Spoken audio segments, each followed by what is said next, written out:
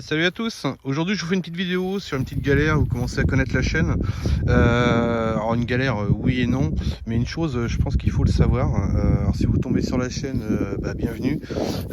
Pour ceux qui me suivent, vous savez très bien que je suis en train de me raccorder en fait, de raccorder la maison sur le puits, donc qui est dans le champ comme je vous ai déjà expliqué sur la précédente vidéo d'installation, filtration, etc.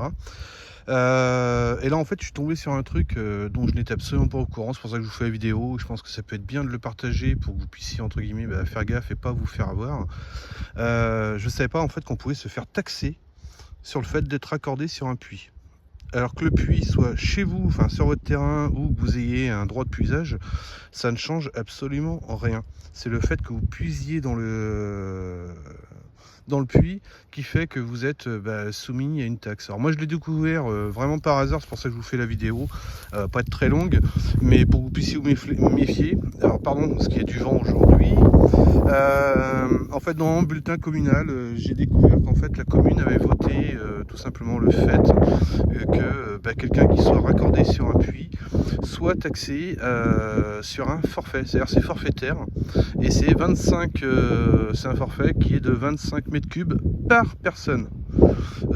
Donc je vous laisse faire le calcul, hein. Déjà vous êtes à deux, vous êtes déjà à 50 mètres cubes forfait imposé, et ça vous n'avez pas trop le choix. Donc ça c'est la première chose à savoir. Néanmoins moi je m'en sors très très bien.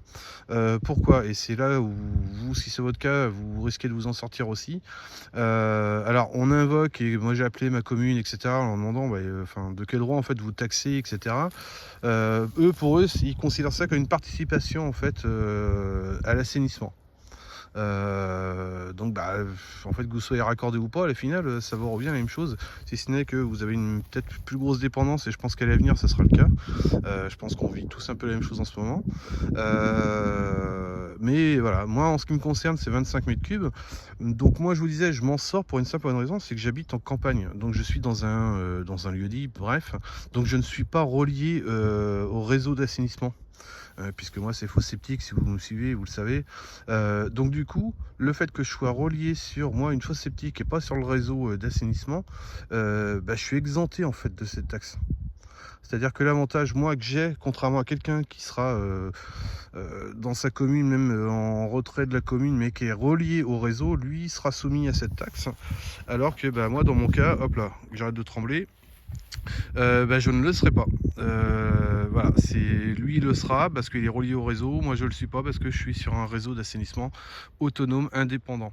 C'est pour ça que je vous fais la vidéo, parce qu'en fait j'ai pas vu de vidéo là-dessus.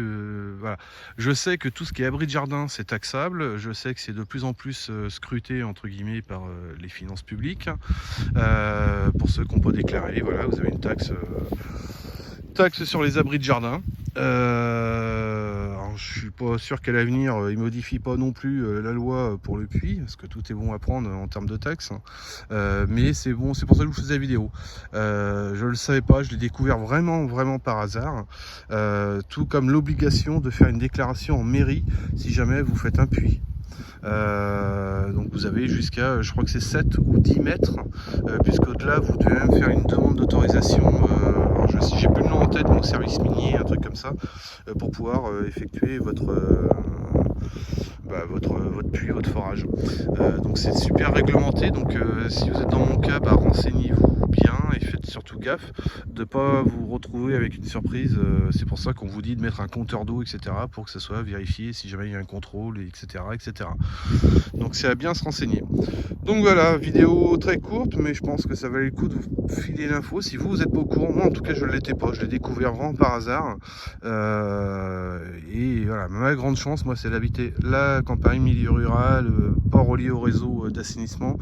C'est ce qui, moi, me fait échapper à ça. Donc je peux bénéficier quand même de l'arrivée d'eau, évidemment du réseau classique, mais ça je paye comme tout le monde. Mais par contre, je ne paierai pas de taxes concernant le puits, puisque je ne suis pas sur le réseau d'assainissement.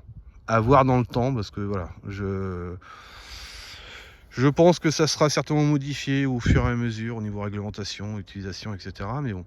Donc voilà, vidéo courte. Si vous avez aimé, comme d'hab, petit pouce bleu, ça fait toujours plaisir.